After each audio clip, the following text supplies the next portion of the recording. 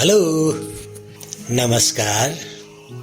एक टीचर और एक एजुकेटर के नाते क्लास में टीचिंग लर्निंग एक्टिविटी करने से पहले लेसन प्लान बनाना जरूरी होता है। पर ज़्यादातर टीचर बिना लेसन प्लान के ही क्लासरूम में जाते हैं और टीचिंग लर्निंग एक्टिविटी संचालन करते हैं। नतीजा ये होता है कि बिना प्लानिंग के लर्निंग टीचिंग एक्टिविटी का प्रोसेस सक्सेस नहीं होता।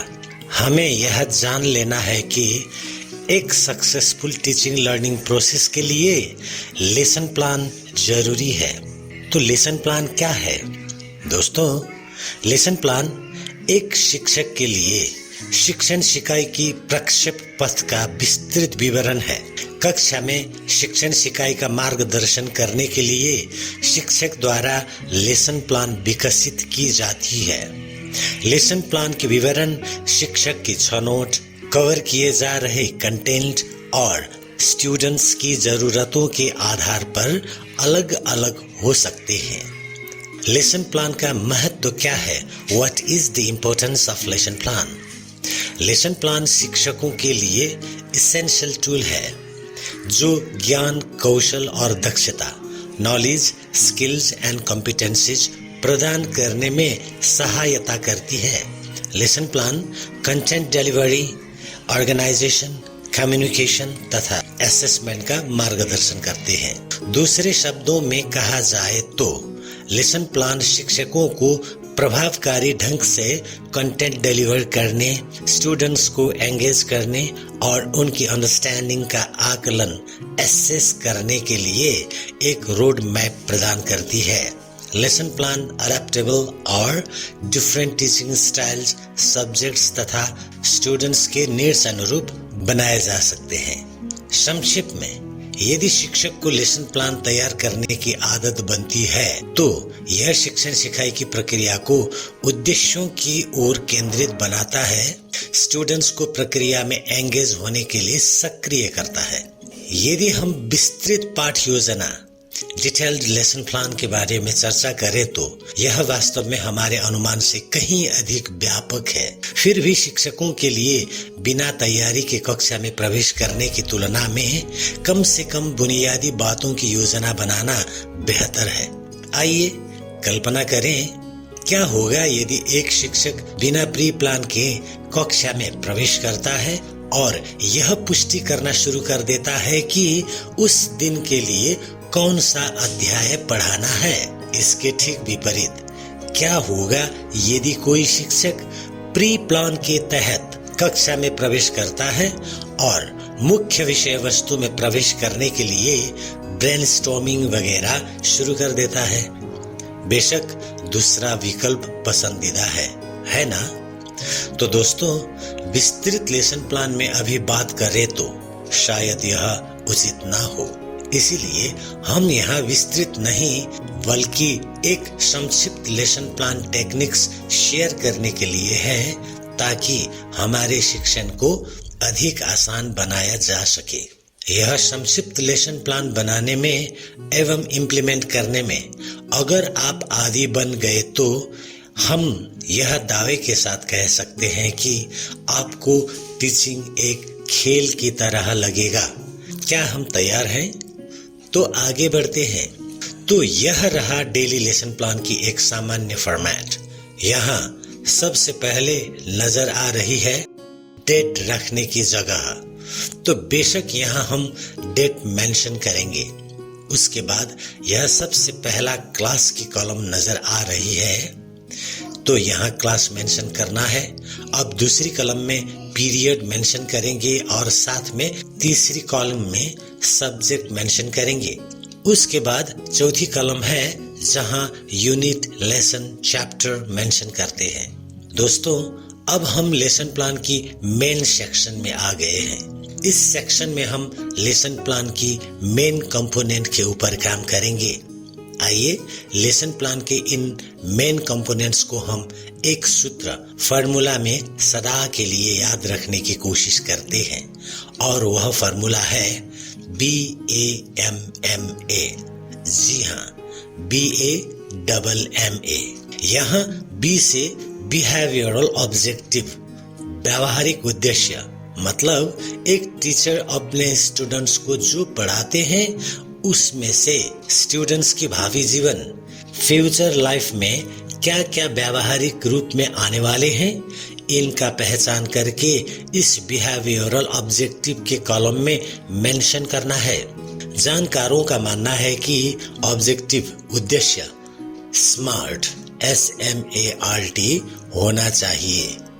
S मतलब स्पेसिफिक, यानी कि ऑब्जेक्टिव स्पेसिफिक, विशिष्ट होना चाहिए, निर्दिष्ट होना चाहिए। इसका स्पष्ट मतलब हर लेसन का तकरीबन 1 से लेकर 4 तक जनरल ऑब्जेक्टिव्स होते हैं। उनको छोटे छोटे रूप में तब्दील करके अचीव करने में आसान बनाई गई ऑब्जेक्टिव्स को स्पेसिफिक ऑब्जेक्टिव्स कहा जाता है। तो इस महल में हमें लेसन के जनरल ऑब्जेक्टिव्स को छोटे छोटे स्वरूप में बनाकर मेंशन करना चाहिए ताकि उन्हें आसानी से अचीव किया जा सके। उसके बाद बारी आती है M मतलब मेजरेबल, यानी कि मापनीय, मापन योग्य। निर्दिष्ट किए गए ऑब्जेक्टिव्स किस हद तक अचीव किया गया, इस बात को मापन, मेजर किया जा सके, इस तरह ऑब्जेक्टिव्स बनाना चाहिए।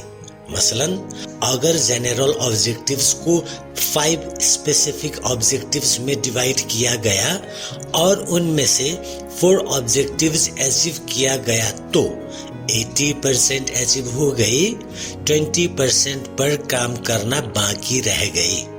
A मतलब अटेनेबल, प्राप्य, प्राप्त किया जाने वाले। ऑब्जेक्टिव्स अटेनेबल, अचीवेबल हो, पर इस बहाने बहुत आसान नहीं होना चाहिए, बल्कि स्टूडेंट्स की क्षमता को बढ़ाने वाला होना चाहिए। R मतलब रियलिस्टिक, यथार्थपरक, वास्तविक।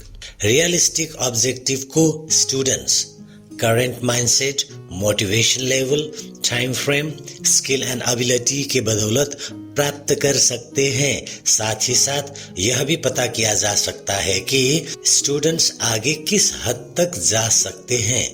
T मतलब टाइम बाउंड, समयबद्ध, निश्चित समय सीमा के तहत प्राप्त किए जाने वाले ऑब्जेक्टिव्स को टाइम बाउंड माना जाता है।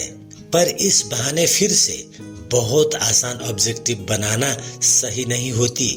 टाइम बाउंड से इसका सीधा संबंध प्रॉब्लम स्टेटमेंट एंड विजन, समस्या विवरण और दृष्टिकोण से होना चाहिए। इसके बाद आती है एक्टिविटीज की कॉलम, जहां हम ऑब्जेक्टिव्स को प्राप्त करने के लिए स्टूडेंट्स को क्या क्या एक्टिविटीज करवाएंगे वो मेंशन करेंगे। इसमें हमें ध्यान देना है कि टीचर के तौर पर हम सिर्फ उनका मार्ग निर्देशन ही करें और पूर्णतया स्टूडेंट्स ही एक्टिव रहे। कहावत भी है ना, लर्निंग बाय डूइंग। तो इसमें हमें यह कोशिश करना चाहिए कि स्टूडेंट्स डूइंग में व्यस्त रहे। इसके बाद की कॉलम है मटेरियल्स की। एक्टिविटीज कॉलम में हमने जो क्रियाकलाप शामिल किया है उनमें इस्तेमाल किए जाने वाले मटेरियल्स को हम इस कॉलम में मेंशन करेंगे और इन एडवांस तैयार अवस्था में रखेंगे ताकि टीचिंग लर्निंग प्रोसेस में उनका आसानी से इस्तेमाल किया जा सके।